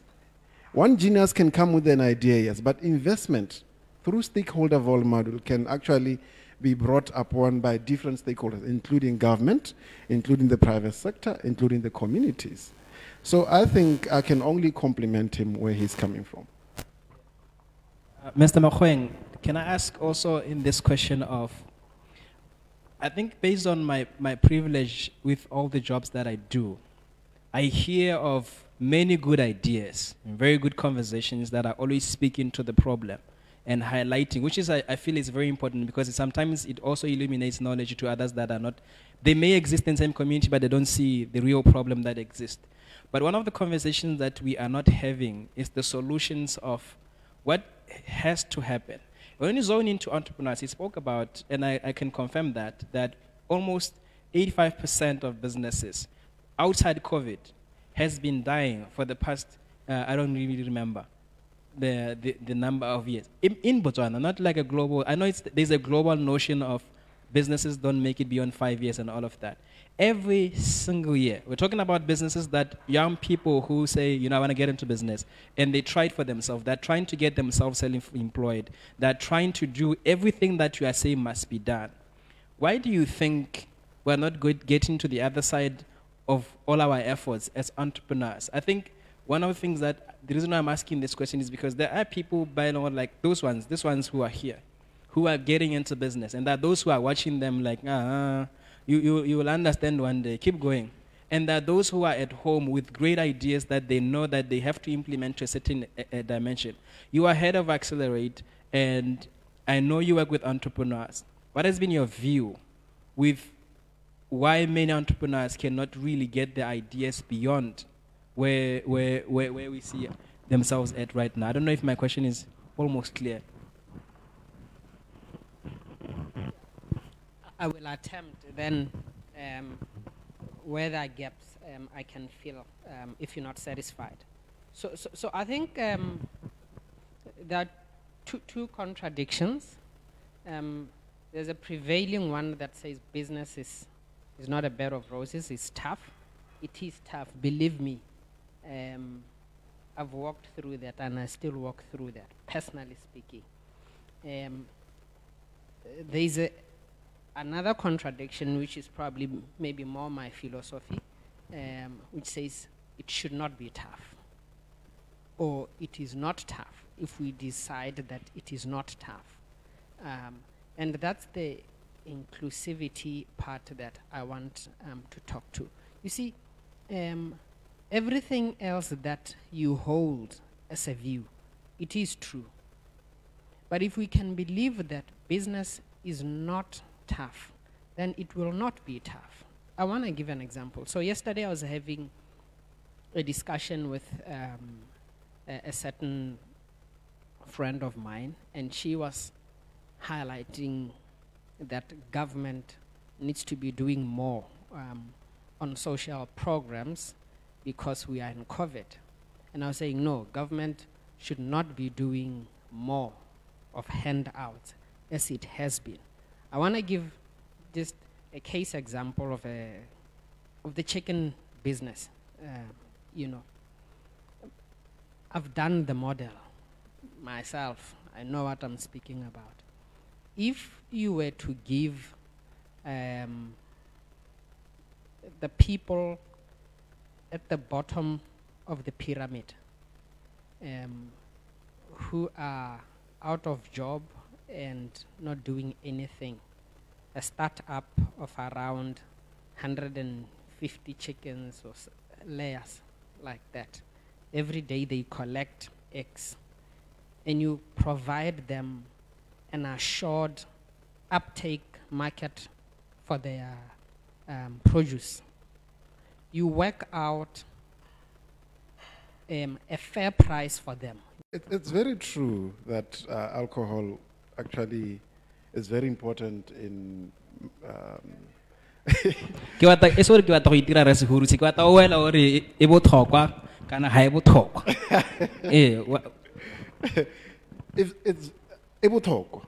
You'll be fascinated how innovation in any city is activated by the fact that alcohol is present. Because I want you to look out for a certain gentleman called Richard Florida. He talks about ecosystems in creative cities. He says, you know, a creative city, a city that has a nightlife, a city that has got great food, and all those two elements can actually activate your innovation culture and bring about the so-called knowledge economies or project economies. Because definitely when you go Cape Town, you remember the Long Street. You can imagine now, because in a knowledge economy, it's very important that networks which carry IP, because I know you and I know something, when we meet, we activate that IP. IP stays in people. So the fact that your city can attract young people with the right mind, with the right intellect, it means your city can incubate those intellects. Now, coming to the hard part, if I was Masirame or the president, what would I do? Of course, I mean, this is a difficult time, and I wouldn't. I wouldn't. But I think Botswana is a very, we've done well in managing COVID, really. I must commend the government on that. Alcohol is very important. But our message motsa masen the hela now thank you motsa mesati life comes first. Life comes first. All right, Makgoeng. Yeah, so me. Okay.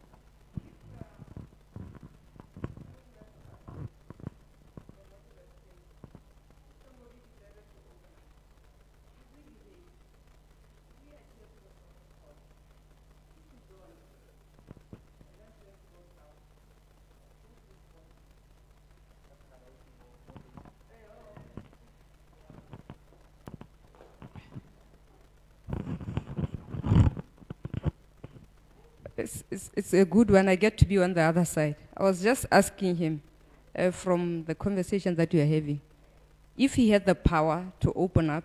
I can was talking specifically about alcohol. If he had the power to open up, and he actually does open up, one, do we have guarantee that people will actually adhere to the protocols and do the right things? Two, if they don't, and then things go south, we start to see the spread, and then even people losing lives. Who's responsible for that? I know there's a conversation to say, well, nobody was from da-da-da-da, but let's not go there. Just that side. Thank you.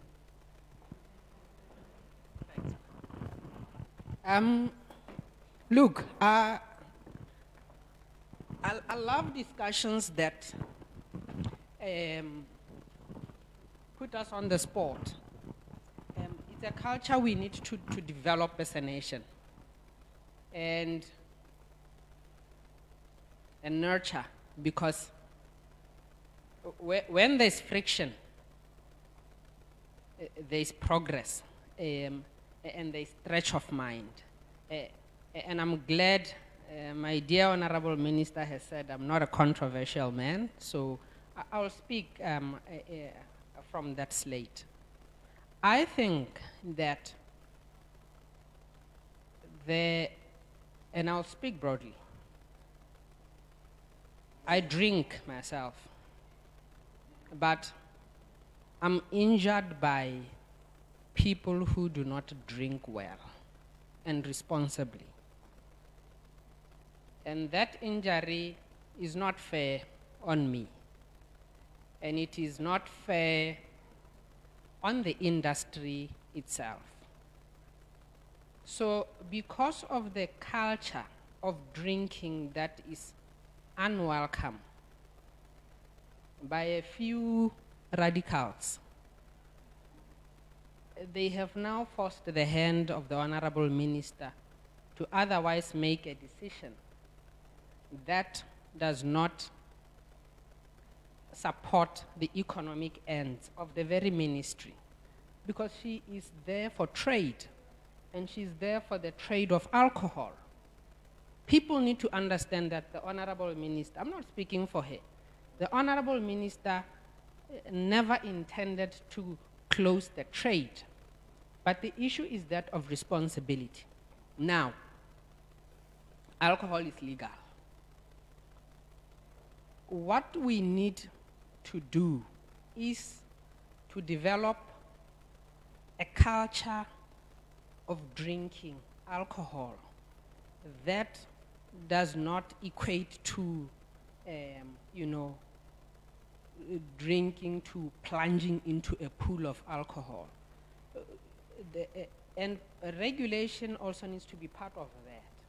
You see, elsewhere, countries have stringent rules around, i.e., drinking and driving. You wouldn't dare. So we used to say, ensure penalties that are going to meet up to the level to force responsibility on the drinkers, not for government to be the one responsible now for your action. Currently now, government is responsible for people's drinking behaviors because the people are not responsible. We must hammer them hard, those who are wayward. We must incentivize a whole new culture of drinking alcohol. And there must be aspiration to drink as a lifestyle, not to be a drunkard. No, that, we are here as we are sitting here, we take a sip of a glass, and then we go home. The French do it that way. A mother, a father, sit around the table at around the stage when they are adolescent and they are about to start experimenting. Just a tiny little thought is introduced. So this thing just kills the whole, excitement around alcohol. You grow up seeing your father and mother drinking responsibly. that is the culture that you then take out. I am sad that we are destroying the alcohol industry, and I am one of the people who, from the economic development model aspect, I always say that industry is probably the single biggest pro-Botswana industry that I know. Bar owners, shebeen owners, truckers, Botswana Stock Exchange, Botswana investments are there. So when we look at the alcohol issue, I often say it evokes emotion, and we debate it from that prism. But if it were me, yes, at the current, maybe, I would probably not have closed entirely. So when I look at wine industry, there's no one who shares wine from, you know. So I would probably have looked at the different segmentations and say which areas are we likely to have problems, but also understand that government didn't have the luxury of time to do all these things, you know. But I think we have an opportunity to re-look at alcohol and give these people the responsibility that they can have.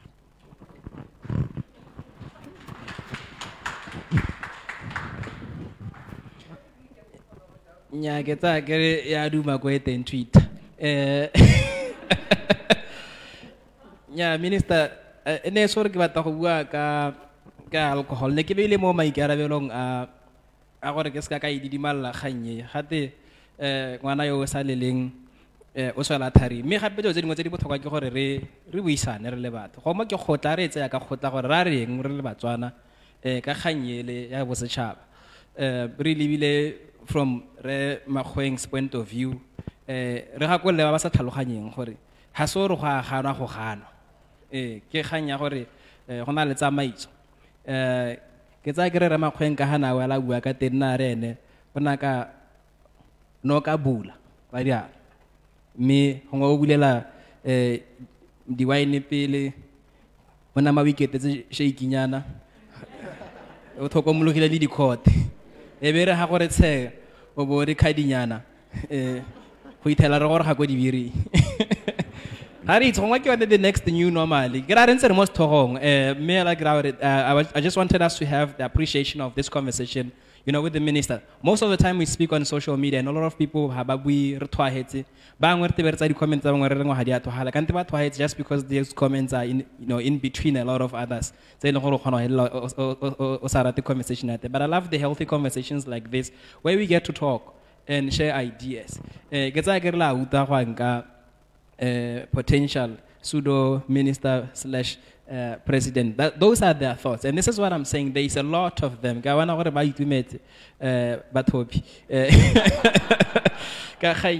But coming down to this conversation, one or two questions regarding everything we've spoken about since the very first minute of this conversation. Entrepreneurship. One thing I was a chap. Do you have any questions?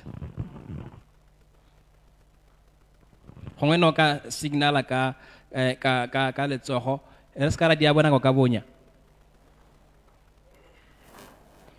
have any questions? There's a question over there.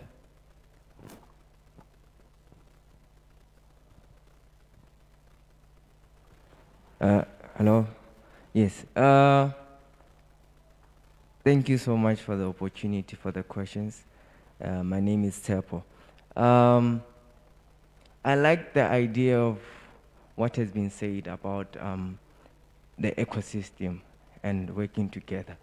One thing I've realized about young people, or let me say in Botswana, is that it's like we have come to a point whereby even though programs, there were programs where people, like even at Bosida, where people were told, you know, get in groups of 5 and create something.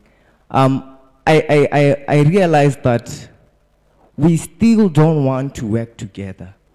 And my question is, how do you suppose that that can be put as a strategy to now maybe try to work on the mindset of working together with people, like instilling the idea of working together and creating great ideas? Because sometimes a great idea can just be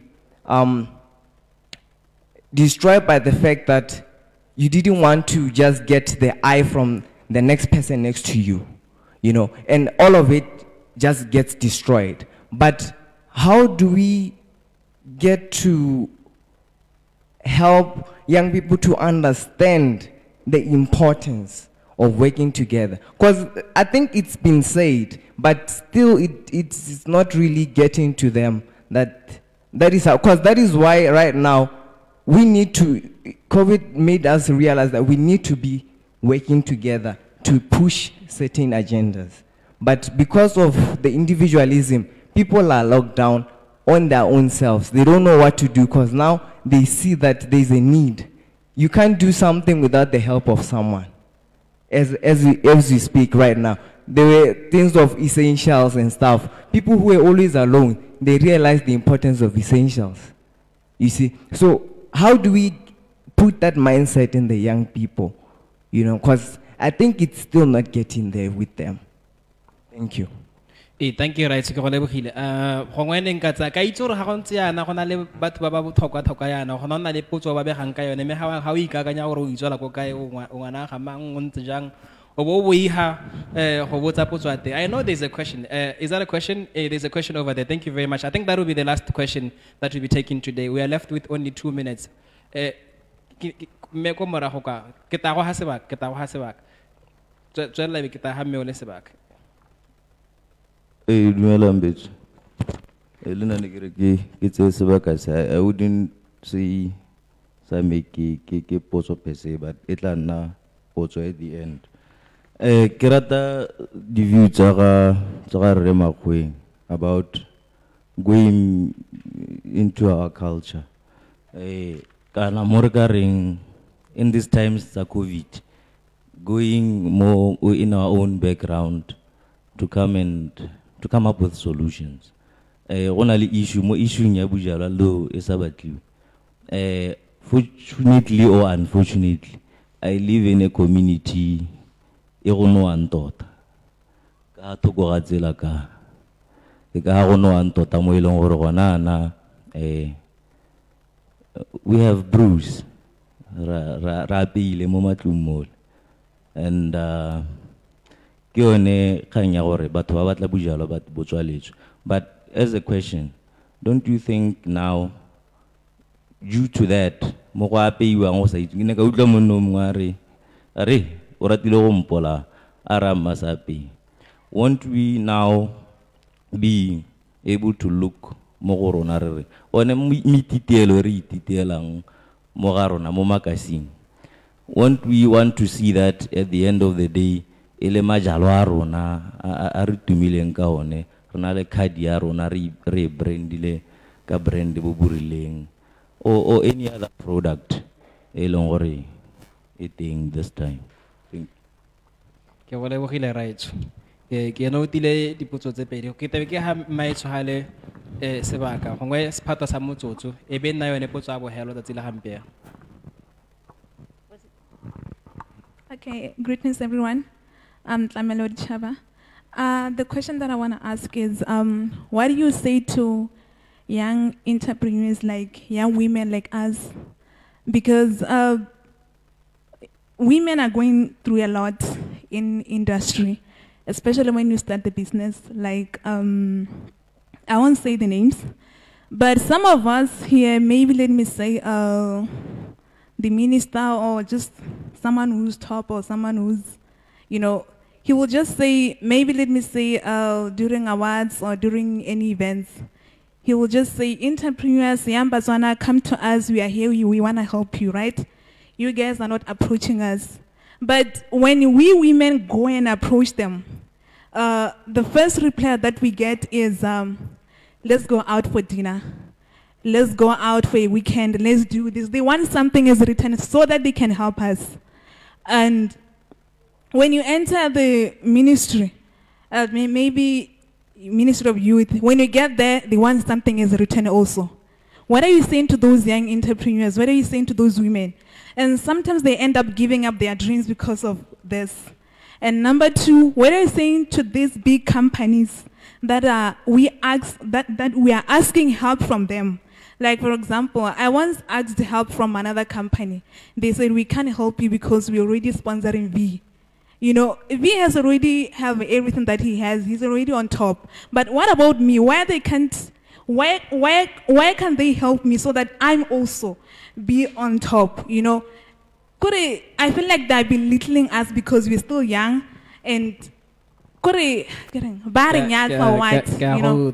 Yeah. Yes, yes. So I'm sorry about that.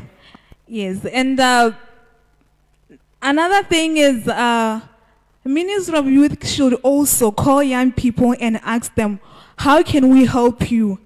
If you are applying for YDF, they'll rather help a young person who come and said, I want to do farming, okay, than me who come and says, I want to produce a TV show.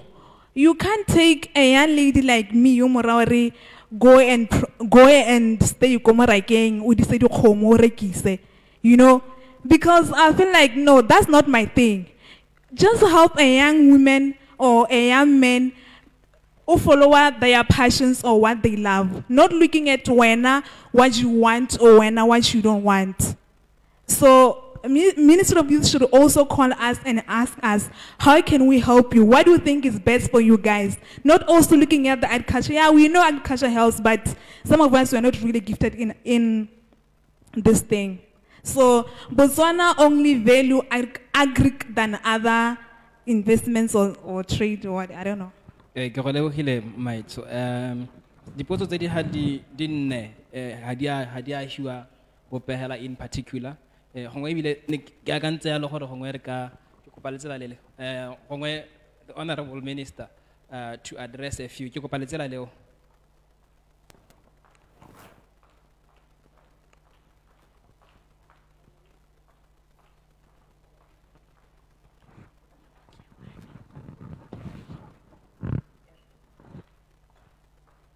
Thank you very much. I'm not necessarily responding directly to any specific question, but I think this is my part in short. One, as a few of you will ultimately go into business, one of the challenges that we see, I'm not talking as a minister, I'm talking as a consumer who consumes products for a number of people. Is how business and consistency. While there's issue of marketing and packaging, a lot of the time, the first time it will be nice and all that. Then the second and subsequent times, the standards start to go down. So I think some of the things that we need to address in our new normal, because I think certainly there's something burning inside all of us as Botswana to say, we can do this thing and we are going to do this for ourselves. But we need to be very consistent in everything that we do. Consistent in your quality, in your standard, in your service. And sometimes I say, you know what, now I don't just buy the product. I buy the whole experience. So if I come into your establishment, the product is good, but the service is, you might not see me again. So that is, I think, important for us to say, really, as we are competing with other people, you must know that we must really be consistent and up your game every time. The other thing about supporting ourselves as Botswana, and I think this speaks to some of the questions here, we need to believe in ourselves. It starts with me, then I'll wait for 2 years. But I must first know my worth for me to be able to say no, and this is what I deserve.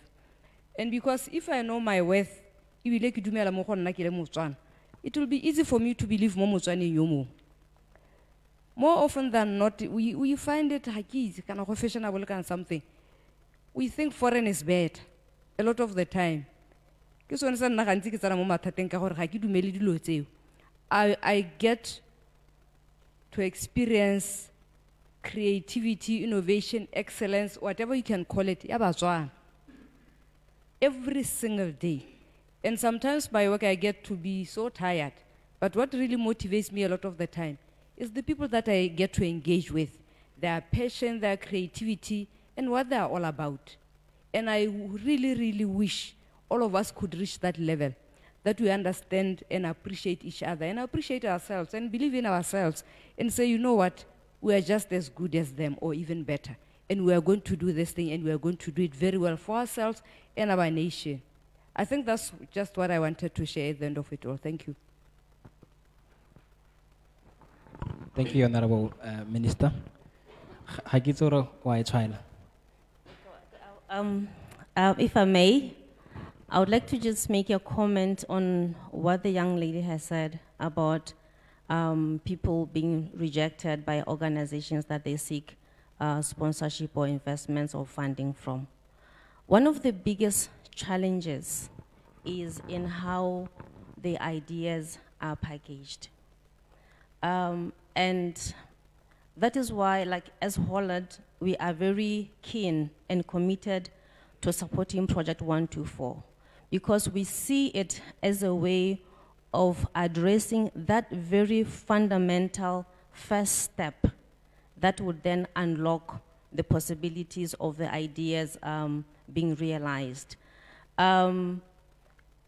It's so easy to be caught up in your idea yourself, but how do you unpack it such that the next person can see what you see?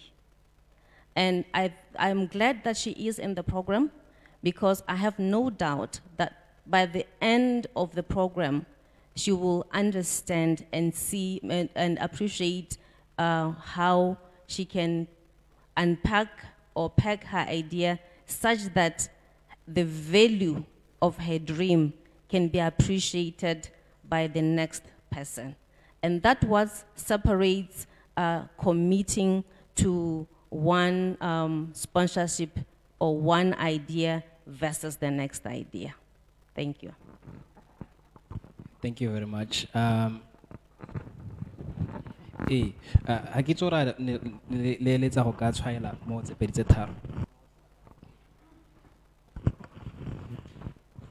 Thanks. I will also just, I guess, make a comment, not necessarily to any specific question, but generally speaking. I often say this thing, that often when I engage with people, I ask, do you want the truth, or should I kind of quote it? Because I think it's important. You know, if you want it harsh, then you are mature. I want to say this, and I often say it to the likes of Kutsafalo and others, that you are owed nothing by being youth. You absolutely owed nothing by being youth. You are owed nothing by being a man or a woman. And we must guard against this thing where what starts out as a great affirmative action to identify vulnerable groups, because we need to, ends up creating the view that because I am youth, I need to be given. It's dangerous. You know, I've gone to certain countries, I won't mention them by name, but in Africa, you know, where the government is virtually collapsed. There's nothing. The people have no concept of a government doing anything for them, because that is how bad. And when you look at those countries, that is where the highest level of entrepreneurship index is. Those people have been made by the accident or the unfortunate scenario of their governments being like that. I've seen them, they've gone, even here now, they've taken over. You know, they go to places like South Africa, you know, certain area of Johannesburg, they colonize it. They even have a chief. Yes, they have a chief. There's a whole structure. They have their own quota system, and there's a hierarchy. When the first one gets this unit for rental, in the next 2 months, the next door unit is one of them. Before you know it, they run this. They've captured that market. We need to be ruthless. When you still look up to someone, let's face it, guys, when you still look up to someone, do this thing for me. Hey, you are not worth it. I'm sorry to say, but that is the truth. It needs to be as harsh as that. That is why I was saying maybe the COVID dividend or COVID is the best thing that has possibly happened to us, because maybe that is where we are going to find our resilience. When the world gets bent, gloomy as it looks, a few weeks later there are green shoots. That's what we need to look at. You know, South Africa, for example, I used to have, I'm wrapping up, I used to have some of my colleagues say, yeah, BEE, you know, now we're going to go into BBB, EEE, and something else. You know, we'll keep on adding acronyms. I say, who of you here, as we like doing, who buys the BMW, who buys the Mercedes, who buys all of these things? You don't make a conscious decision of at least traveling 40 kilometers to go buy from Maponya's dealership in Soweto. You are saying Peggy must do something for you. What? Decide where you are going to buy. Redirect your spending. All these other entity, you know, people and all of that, they create ecosystems. We need to create an ecosystem. When a hall is packed like this, how do you not live, not having made contact with everyone else here and creating? It matters not how thorough Peggy and her drafts team and AGs are going to draft the citizen economic empowerment, or call it indigenous as I want it to be called. It matters not. Consciousness, the presence of mind, grit, that's the nature of business. You make the grade because what you put on the table is worthy. It is not, it does not get the buy-in because you are youth. No. When you go to Hollard, you come to Stanbic, if it makes business sense, believe me, there are no favors. The metrics of performance for an MD, head of marketing, head of this sales, they see you as someone who unlocks value for them. If you are saying, come help me, feel pity for me, it's not gonna work. Unfortunately, I think I need to be that blunt, you know.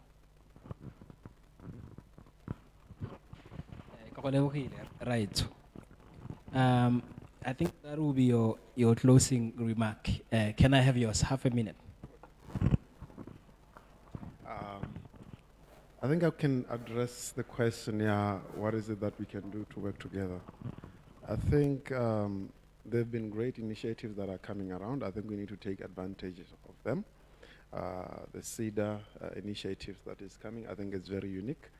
I've seen very different things, such as now they can fund innovation. It means if you have a TV show that you can demonstrate its value in the country and outside the country, it's something that can be funded. And you have to think about the partnerships that can bring about that TV show. I want to also allude the fact that the ecosystem itself, I think we need to start talking about the national cluster strategy to say how can we consolidate small businesses and run projects, mega small projects inside that cluster strategy, in which it can give you an advantage to bid for one project And slowly but surely, such a system will help us migrate from the tenderpreneurship system, where it's only the big boys and their friends, where they squash out the small person and make sure that it's run within the network. And I think such an ecosystem, we need to start thinking about the moment we have consolidated these projects and small enterprises, how can we outface it to the region, and how can we service the region with that, with the same managerial level?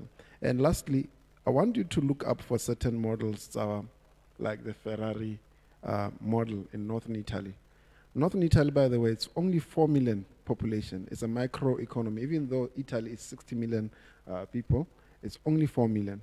But you know that from that region, we have Ferrari, Lamborghini, Ducati, all the expensive labels. How are they doing it? They are using stakeholder value model, where different companies concert over one single IP and they co-own the assemblage. And now, while he's still talking there, I'll take advantage. You have to realize that the Ferrari itself, it's a high value, low volume product. And that is what Botswana is all about. We are not many. It means no matter what we can do. I know there is a conversation about manufacturing, but can we start thinking, even if we had the best product, can we supply Zimbabwe? Can we cope with it? So, but we have to think about the product and quality that we have to refine to make sure that it's high value, low volume, and how we make sure that Ferrari only sells probably a few Ferraris per annum, but out of those few, they are turning over large volumes of revenue. Thank you very much. Thank you, sir. From accelerate point of view, accelerate. I think for the benefit of most of these entrepreneurs who are here right now in Project 124, those joining us online, just half a minute. Yeah. So it's this place has been created exactly for that, for the bank to find a way of nurturing and bringing to speed. Hence the name Accelerate. Those who are intentional about their ideas. It's a new baby itself. We only opened beginning this year. But we are truly looking for people who have self-determined with concepts or those minimum viable projects that we can look at pivoting across. Ours is collaboration. We're not just asking collaboration from yourselves, we're asking and doing it with the likes of Bom Masarame and the entities under her wing, and all of government, and the private sector. And we also want you to truly make good use of the space. Most importantly, to deposit the ideas here as to how you want it to run. It should be you driven, and please make good use of it. A year down the line, we must call the minister, we must call cabinet and all of parliament and say, here is value created out of this place in partnership with the rest of the private sector, with government. Only at that point, when we have addressed quality, that consistency that the minister is talking about, all of those things, those are non-negotiables. That is pure application and how you take your serious bet. Then we would push you through. There are businesses here that we are pushing through, even using the weight of my MD, if need be, to say, no, call so-and-so, this business is worth it. Let's link them up with company X. So we want people who are driven, and I think, we will emerge after this COVID. Thank you. And to yourselves, I really appreciate the time it took. And I've just been informed that this live stream has been viewed by people in Botswana. We have those joining us in Namibia, South Africa, Eswatini, Zambia. These are countries that we have Project 124 that will be happening in those countries. Also, we do have Ghana watching Project One, this very stream. Thank you very much in Ghana. I mean, I feel very blessed to be speaking to you in Ghana, right from this chair in Botswana. You know what I mean? So, so thank you very much for tuning in. And this is where we say it's a wrap, and we'll give it back to the Director of Ceremonies as we conclude. Thank you very much.